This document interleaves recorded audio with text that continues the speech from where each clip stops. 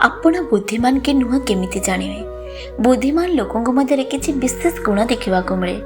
ଯଦି ଜଣେ ବ୍ୟକ୍ତିଙ୍କ ମଧ୍ୟରେ ଏତେ ଲକ୍ଷଣ ମଧ୍ୟ ଥାଏ, ତେବେ ସେ ବୁଦ୍ଧିମାନ ଶ୍ରେଣୀର ଅନ୍ତର୍ଭୁକ୍ତ।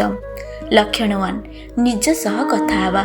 ମନୋବିଜ୍ଞାନୀ ସାଇକୋଲୋଜି ଅନୁଯାୟୀ ଯେଉଁମାନେ ନିଜ ସହିତ କଥା ହୁଅନ୍ତି କିମ୍ବା ବହୁତ ଚିନ୍ତା କରନ୍ତି, ସେମାନଙ୍କୁ ବୁଦ୍ଧିମାନ ବୋଲି ମନାଯାଏ।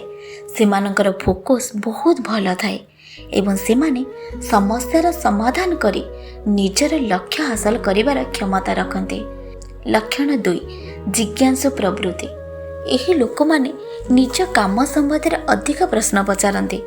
ସେମାନେ ଉଚ୍ଚାଭିଳାଷୀ ହୋଇଥାନ୍ତି ଏବଂ ସବୁବେଳେ ଅନ୍ୟମାନଙ୍କଠାରୁ କିଛି ଭିନ୍ନ କରିବାକୁ ଚିନ୍ତା କରନ୍ତି। ଲକ୍ଷଣ 3, ଶାନ୍ତ ସ୍ଥାନ ପସନ୍ଦ କରିବା। ସାଧାରଣ ଲୋକଙ୍କ ତୁଳନାରେ ବୁଦ୍ଧିମାନ ଲୋକମାନେ କମ୍ କୋଳାହଳପୂର୍ଣ୍ଣ ଏବଂ ଶାନ୍ତ ସ୍ଥାନକୁ ପସନ୍ଦ କରନ୍ତି। ଶାନ୍ତ ରହିବା ଦ୍ୱାରା ସେମାନଙ୍କର ବୁଦ୍ଧି ଏବଂ ମାନସିକ ସ୍ତରର ବିକାଶ ହୁଏ। ସେମିତି କି ବଡ଼ ବଡ଼ ଆଧ୍ୟାତ୍ମିକ ଗୁରୁ କିମ୍ବା ବୈଜ୍ଞାନିକମାନେ ଶାନ୍ତ ସ୍ଥାନ ବାଛିଥାନ୍ତି। ଲକ୍ଷଣ 4, କମ୍ ବନ୍ଧୁ ଏବଂ ସମୟର ମୂଲ୍ୟ। ବୁଦ୍ଧିମାନ ଲୋକଙ୍କର ବନ୍ଧୁ ସଂଖ୍ୟା ଖୁବ୍ କମ୍ ଥାଏ। ସେମାନେ ବାହ୍ୟ ସୌନ୍ଦର୍ଯ୍ୟ ପ୍ରତି ସହଜରେ ଆକର୍ଷିତ ହୁଅନ୍ତି ନାହିଁ, ବରଂ ସାମ୍ନା ଲୋକର ଚରିତ୍ର ଏବଂ ବୁଦ୍ଧିମତ୍ତା ଦ୍ୱାରା ପ୍ରଭାବିତ ହୁଅନ୍ତି। ସେମାନଙ୍କ ପାଇଁ ସମୟ ଟଙ୍କାଠାରୁ ଅଧିକ ମୂଲ୍ୟବାନ ଏବଂ ସେମାନେ ନିଜର ଅଧିକାଂଶ ସମୟ ଭବିଷ୍ୟତ ଯୋଜନାରେ ବିତାନ୍ତି।